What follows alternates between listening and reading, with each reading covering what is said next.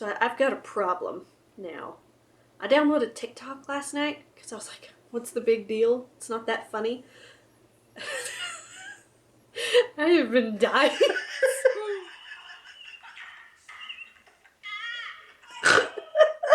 over and touch your face. Okay, I'm stopping. Ugh. You're going away, TikTok. Okay. Okay.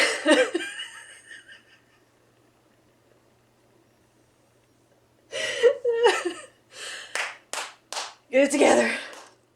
Hi everyone, welcome to my channel. My name is Charlesy. I am a homeschooling mom of 2 girls. My oldest is 8 and my youngest is 5. And what I wanted to share with you today is what I considered to be the scariest part of homeschooling, which was teaching my kids how to read. That was one of the biggest things that kind of put me off of wanting to homeschool because it just sounded like such a monumental task to me. It's like, I know how to read, I can read just fine, but when you actually think about the process of trying to teach how to read, it's like, where do I even start? You know, I just take for granted that I know how to do it. I mean, this is why they have curriculum, obviously. But still, even with the thought of having curriculum to help me, I was like, this is massive. I don't know if I can do this. So I wanted to share with you what I used with both of my girls and kind of what I learned along the way. And I mean, basically, spoiler alert, it's not that bad. That's basically the takeaway message I want to have for this. You can do it. It's not that scary. You know, even if it's not reading that scares you the most, any of the subjects, you can do it. It just takes time and finding resources that work for you as the parent and for your child as well. So what I used for my daughter Izzy, my oldest, was, I can never remember the name. I'll put it on the screen because I'll probably say it wrong. Teaching Your Child How to Read in 20 Easy Lessons. I think that's it. I found it on Amazon. It was relatively inexpensive. I want to say around $15, $20. And basically the way the lessons were broken up is well, obviously 20 lessons. And within each of those lessons, it was like 18 to 20 something pages, and it was relatively simple. It was teaching them their different sounds, their vowel sounds, teaching them the sights of different letters, things like that. It's been a while since I've done it. Sorry, I'm trying to remember the best that I can. Yeah. Anyway, but she wasn't the easiest to teach. She was very reluctant to want to learn. It was very difficult to even get her to go through a page with me. We started her when she was 5. So, you know, that's about the age. They start in kindergarten. They start them on their, I'm assuming on their ABCs. Obviously, they haven't been in public school, so I'm not sure what they did. And I don't remember what I did in public school. You know, kindergarten, we took naps. I remember that. So we had a struggle with that, and I struggled to get her through a page or 2 at a time. And basically, I was like, I don't know what to do because this is a fight, and I don't want it to be a fight for us. So here's what I came up with, and this was my solution because this works for all children. Okay, this is my big secret. Bribe them. Bribery works so well. So I was actually going through their stuff the other day and I found this. So whenever I could not get her to kind of like take her time and to want to do it, I came up with this little reading lesson progress chart. So I started it in chapter 6, or lesson 6, and so I took and I made little squares for each of the pages that were in each lesson, and every time she finished a page, she got to put a sticker on her chart as well as a sticker on the page of the book. That's another secret. Kids like stickers. Kids love stickers. So the big thing was whenever she finished a complete lesson and we got to the end of it and we got this green check mark at the end that she got to do, we got to go get a McDonald's Happy Meal. I'm not saying this is the best reward system, but it worked for us. So we worked through all of that. She got to do all her stickers, and she always got to do as many stickers as she wanted on each page of her lesson.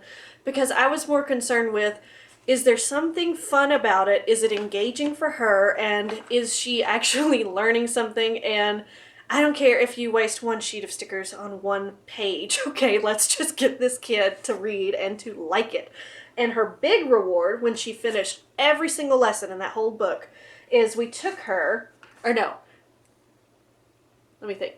big reward after we finished all the lessons was when she read her very first book on her own.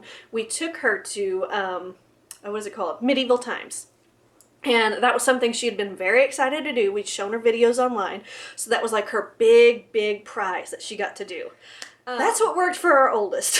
Now, our youngest, I think from watching her sister do all of her learning, I don't know if this is the same experience for you if you're currently homeschooling your children and you've noticed this with your younger kids, but Lila seems to pick things up pretty well and pretty quickly, I believe from observing her sister, because she usually sat in with us even before she started any formal preschooling or kindergarten of her own. She would sit with me as I did Izzy's lessons, and she would watch us, and I think she learned quite a lot from that. So she was either just more willing and ready to read and wanted to do it more, or she just had already picked up a lot of it from Izzy. So she started reading about the time she was 4.5, I think. She started reading pretty well on her own. But that was just her personality too. It was just something she enjoyed. I didn't have to push it. I didn't have to fight her on it. And you know, I never recommend fighting your kids on something. If it's becoming a struggle for either you or for them and anybody starts crying, myself included, we put it up, we put it away for the day, or we just put it away for like an hour or so and let everybody kind of breathe and calm down. I recommend that for any subject. It's just not worth fighting over. You know, they don't have to finish anything in a certain time frame. They don't have to be reading by the time they're 4. You know, that's ridiculous. They don't have to be reading by the time they're 5. I was reading this article the other day, and I will link it in the description down below, that a lot of kids aren't even ready to read until they're about 7 years old. And, you know, it's not that they're not smart. You know, that's ridiculous. It's not that you as the parent aren't trying or aren't doing well with them.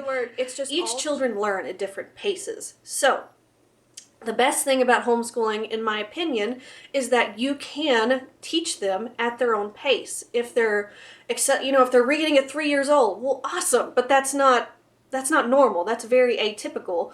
And in that article, it said a lot of times in public school, by about 3rd or 4th grade, I believe it was, their peers catch up with them, even if they were early readers. So it's amazing and it's awesome, but it's not something to strive for. And it's not something that means you or your child is failure because they're not reading by the time they're 5 years old. So I just really wanted to stress that public schools have sort of learning objectives for each school year. In kindergarten, 1st grade, 2nd grade, they have a list of objectives that they want each child to learn. And I mean, those are averages for a reason, and they have those objectives for a reason because that is the rate at which the average student learns. But that doesn't mean that's the rate at which your student may learn. You know, your child may learn a lot faster and be at an accelerated pace, or your child may learn a lot slower and be at a slower pace, and that's okay. I'd like to kind of see what they're supposed to be learning at their technical grade level, but I don't stress about it and I don't worry about it if they're a little behind on anything, because that's why we're homeschooling. We're not doing public school at home. We are homeschooling in a way that best suits our children and their needs. Now, what we used with my youngest daughter that I didn't mention earlier was The Good and the Beautiful. I liked the reading lessons, whatever the name is, it's so long. We started using The Good and the Beautiful pre-K with her, and I fell in love with The Good and the Beautiful. We had done the language arts with Izzy, I believe level K is what we started her with. I think their level K is technically like 1st grade level, and then like level 1 is like 2nd grade level. You'd have to read on the website, but they do have placement tests and assessment tests so that you can figure out where your child falls in for the different lessons, or for the different levels, I mean. So we started Lila on the pre-K level, and she took to it very well. That learning style suited her quite well, and like I said, I think she was just very ready from having watched Izzy to learn and to be like her big sister. So I have used The Good and the Beautiful for our language arts since we got into language arts. After we had started the reading readiness with Izzy, that's what we moved into, was The Good and the Beautiful. So those are the 2 resources that we use.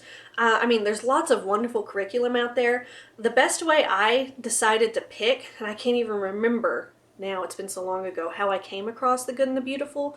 I believe it was probably from watching people on YouTube and getting their recommendations. But two resources I like to go to, number one, what I just mentioned, is YouTube. Find homeschoolers and homeschooling parents that you trust and that, you know, their, I guess, homeschool ideals seem to line up with yours a lot. I mean, that's where I get a lot of my recommendations from. I'm like, oh, they're using that. That might be cool to check out. And then also another thing that I like to use is there is this woman named Kathy Duffy.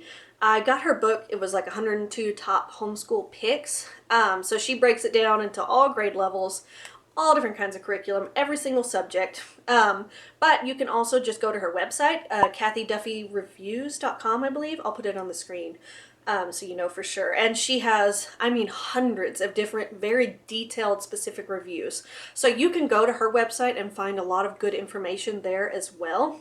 I don't know if she has The Good and the Beautiful listed or not. That's just something that like I said, I believe I heard about from somebody on YouTube, but I personally love it a lot for the language arts. So that's everything I wanted to share with you guys today. I hope I didn't leave anything out. You know, if you're new to homeschooling or if you've been homeschooling for a while, if you're a veteran, you've got a lot of years under your belt, I would love to hear from both of you. What was the scariest thing to you when you started homeschooling, or the scariest thing to you now if you've been doing it a while, or if you're just like, you know, whatever. I'm cool. We've been doing this a while. We've got our rhythm and our groove. So I would love to hear from you guys in the comments below. You know, please like this video if you liked it, and please subscribe to my channel if you'd like to see more videos from me. And I hope you guys are having an awesome day. Bye.